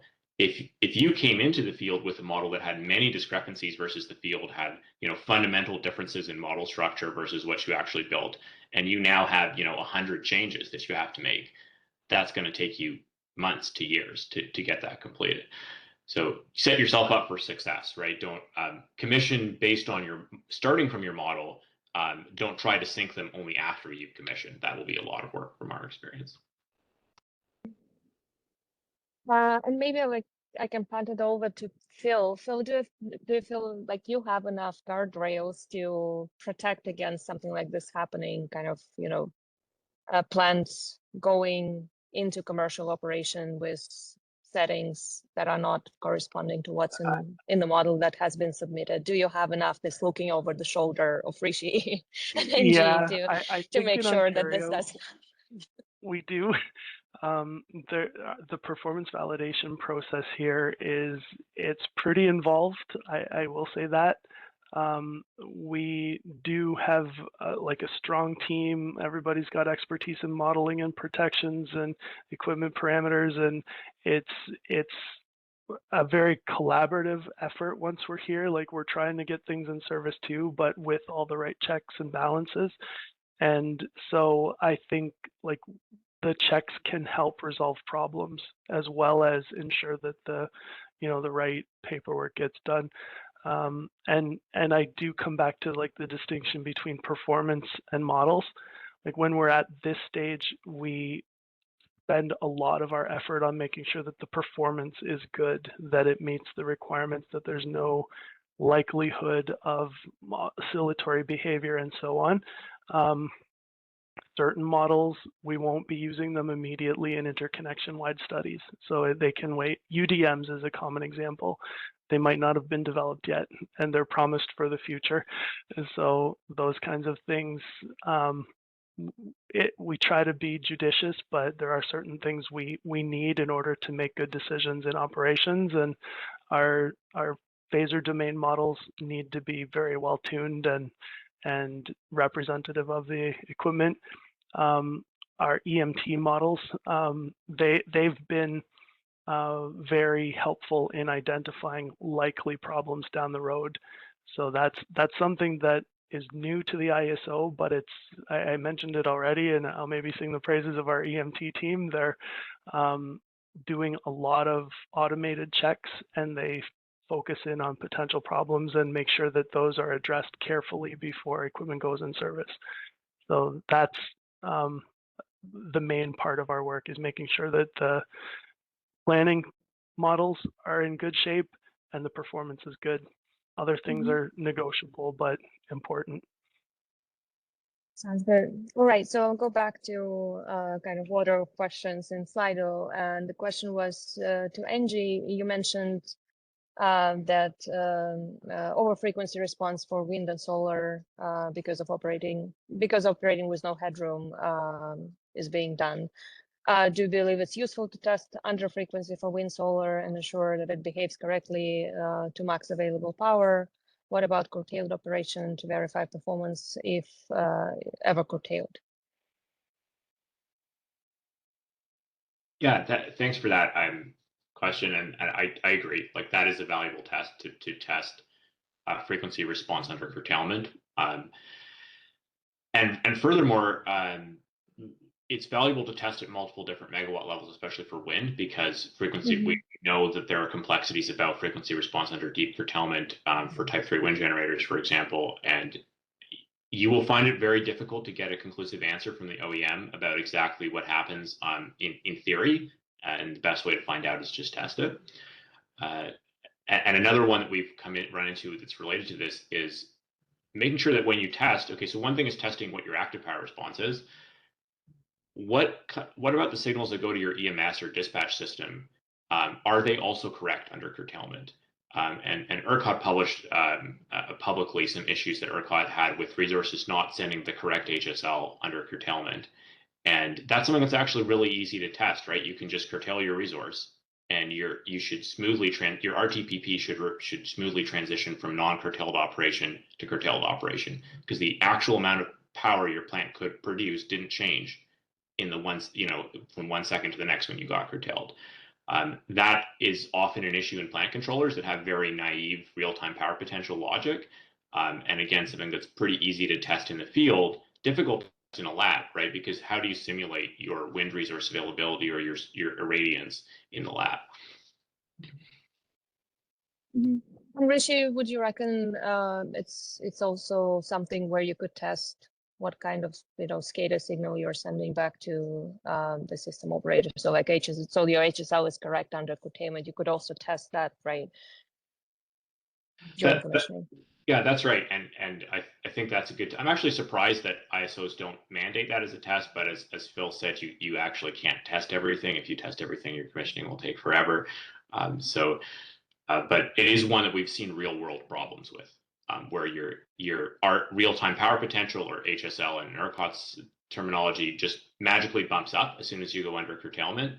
And then the system or balancing authority's AGC logic now wants to dispatch your plant at that level that you're claiming you can dispatch to, which you actually can't. That's right. All right, so let's go to the next one. For the AVR testing, what tests should be conducted to verify the combined response of the PPC, shunts, OTC, as this equipment does not activate at the same time? I could maybe take that on. And Rishi, you already had a great slide that covered some of the AVR specific items. What comes to mind for me is static and dynamic tests. So static, where you're gradually creeping up the reactive power capability to test the capability of the whole plant, the max export capability, the max absorb. And generally when you're getting to those points, like the first time you're testing it, you gradually work your way there, not only to be a good citizen to the grid, where you're not making big changes in the voltage there, but then this might be the first time you're exercising some of that equipment to some of those voltage levels. Is the tap changer going to be able to move all the way? Is it going to move fast enough to be able to match your set point changes to be able to get to that max reactive power capability? Once you're there and you hold it for a period of time for whatever the test dictates, then you kind of are able to draw out those different parts on the PQ curve, or just the Q mostly, that you can demonstrate that reactive power capability. So that's more kind of like a static test. You slowly, gradually got there. Then there's the dynamics, doing a step change, seeing how fast the plant is able to react to a step change, not just the reaction time, but then also the response time, the stability, the overshoot, these various things that you test when you're doing your modeling. And when you're doing some of those step changes, it's usually not at the same big swing as you have for the whole Q capability, because sometimes you're also just limited. Is the tap changer going to be able to move fast enough to be able to keep up? If you move too much of a step change and the tap changer wasn't moving fast enough, are the inverters going to go into a self-protection scheme, or some other system is activating to limit the reactive power to keep the voltage healthy on the medium voltage bus? And so those are the main two areas that I can think of, dynamic and static, unless maybe Rishi, if you had any other comments on that point. I can actually share this. It just so happens that I have this open on my computer. So I'll just share my screen for a moment again. This is an example of an AVR test, and sorry, there's a lot of lines on here, but I'll just very quickly. So where my mouse is, there are 2 units here. So when the voltage reference changes, you first see like the steep characteristic, right, which is the initial dynamic response. Then you're going to have a slower characteristic later on in the test, which is the tap changer dominated response. So you get your immediate dynamic response up to until your units become terminal voltage limited. You'll have maybe some small decreases in unit reactive power as you go out, which is your shunt switching, because when your shunt switches, your plant controller your units may, in short duration, back down the reactive power response to compensate for the shunt switching. But this is a pretty typical characteristic where over the long duration, like over several minutes, you are eventually going to get to your maximum reactive power capability. And in the course of doing a test like that, I'm not saying that this is an ideal test result, but this is a real test result that will allow you to see the interaction between the plant controller gains, the tap changer time delays, the unit voltage limitations, and your shunt switching delays. In 2 minutes, or roughly, if you slowly increase or decrease your voltage set point, you should get a sense of that. I think the important thing, two useful things to mention though maybe is we often do AVR testing with pretty slow data. So we use historian or SCADA data that is 1 second data, 2 second data. That gives you a good idea of what's going on in the multiple minutes time scale, but it's not going to show you the overshoot that's happening in very small time duration. It's not going to show you transients from shunt switching, for example, if you're switching your shunt when your bus voltage is already high. So if you have a DFR, it's very useful to also look at DFR data, at least for maybe the first 30 seconds. It's not practical always to look at a very large volume of DFR data, but that can show you things that were completely hidden when you looked at the slower data. The other is that, as Lars mentioned, you have your kind of long steady state or long-term test. You have dynamic tests. You need to make sure that you actually test both with the same setting. So whatever you change to get to your maximum reactive capability in the steady state test, you need to also meet your dynamic performance criteria with the same settings.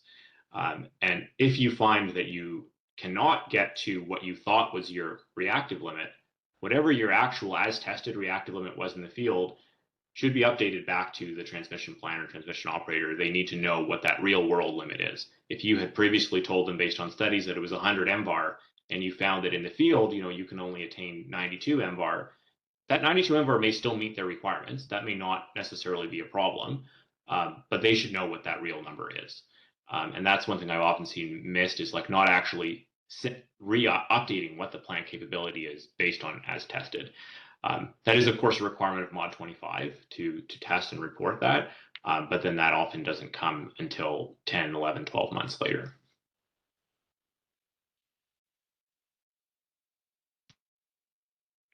I'll maybe add one small thing.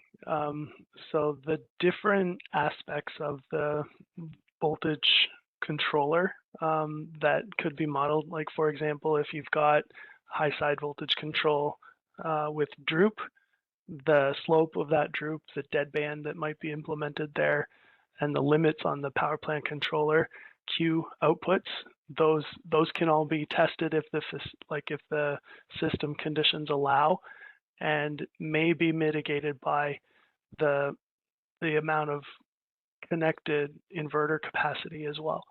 So inverters have limits, the plant controller has limits, they may not match each other. And so to the extent that those different aspects of the overall facility response can be checked, IESO does that. It's helpful for us to appreciate the kind of VAR support that the facility will provide to the system, and also the dynamic responses. Those are usually going to be over before the tap changer starts moving. So we do some of the ride-through studies that we do. We assume a fixed tap changer position based on likely prior operation and see what happens in the ride-through period immediately following that with no tap changes. You can have very unfavorable results depending on what you assume for tap position, or very favorable results. So the methodology there for ride-through evaluation should be considered.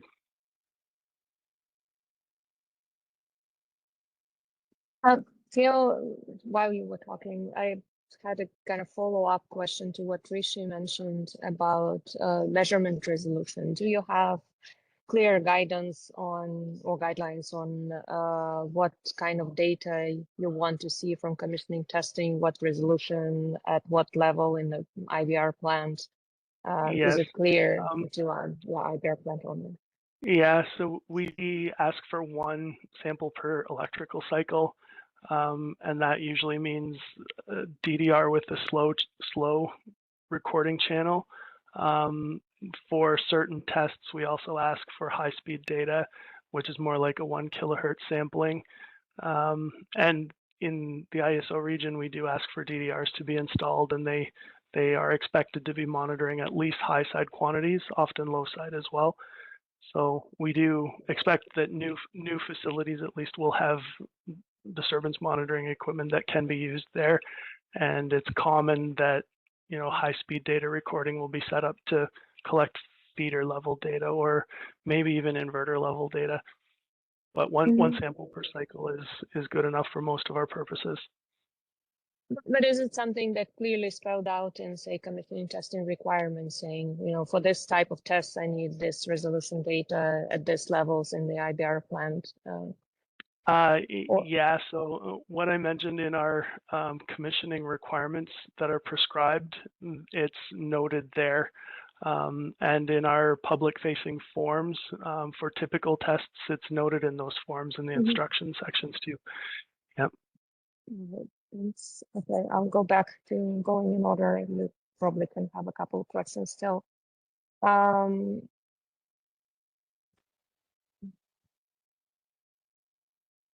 I'm not sure if this has been answered already for evaluating AVR tests. Well, I guess, Rishi, you've answered this one, kind of showing your tests that you are looking at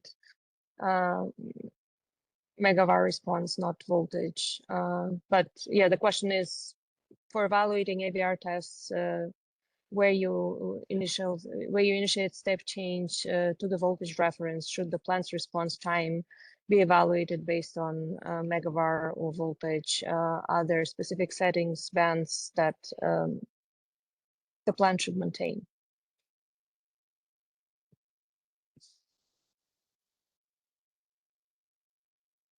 Yeah, I guess, yeah, go ahead. I can just reiterate that one. I think it almost always should be based on MVAR because that is the quantity that the plant is commanding. The plant control cannot be responsible for what the voltage change at the POI is going to be because it depends on many other factors that are outside of the plant.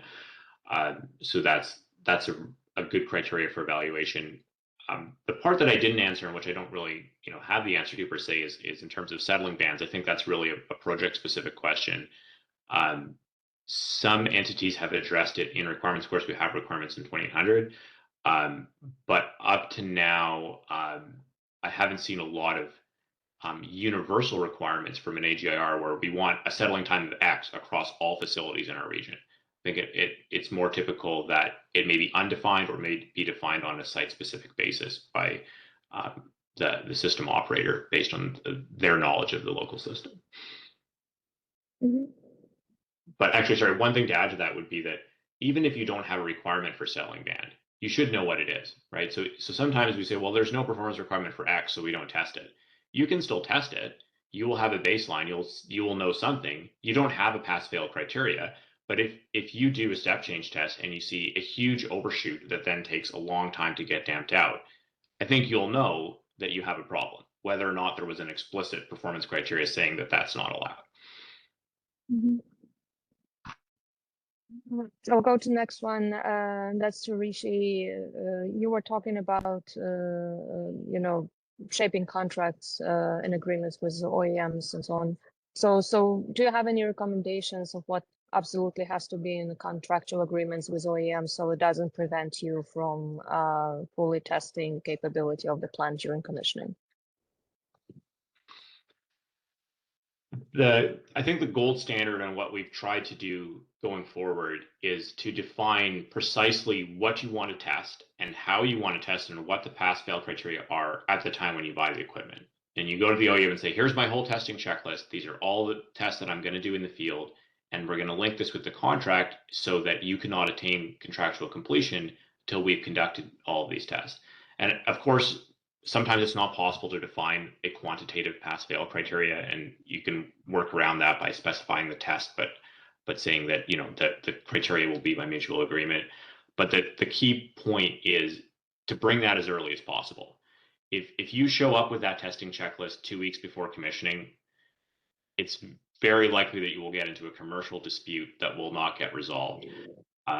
So I think part of it is knowing what you want as an owner. If you know that and you can communicate it early on, we have had some success with OEMs signing on to that.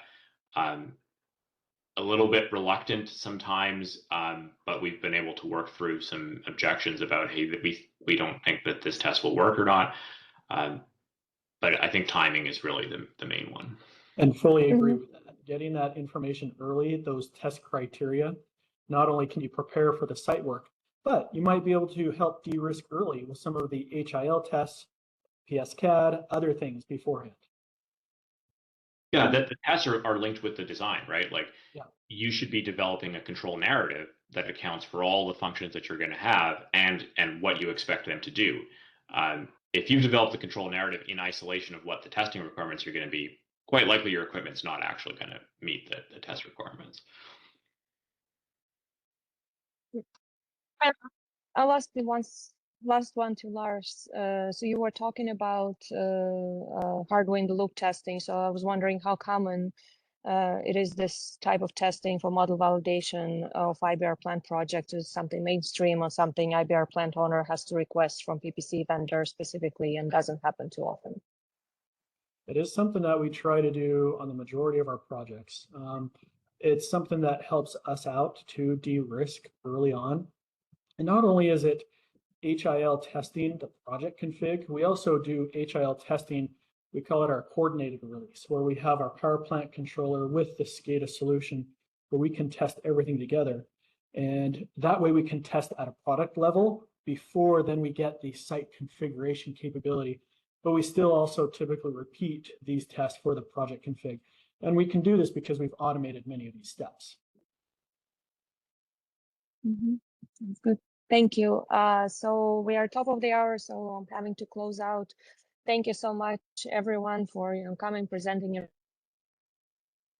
topic. And as I mentioned, we'll post presentations. We'll have a summary of the meeting today posted on the i2X webpage, and presentations will be posted as well. I would like to invite you all to attend the next meeting, which is on January 27th, and we're still figuring out the topic. Maybe we'll continue on commissioning best practices, or maybe jump on something else. If you have any suggestions, please email me at julia@esig.energy. Thank you so much, everyone. And since this is the last meeting of the year, I wish you all Merry Christmas and a Happy New Year. See you in 2026. Bye.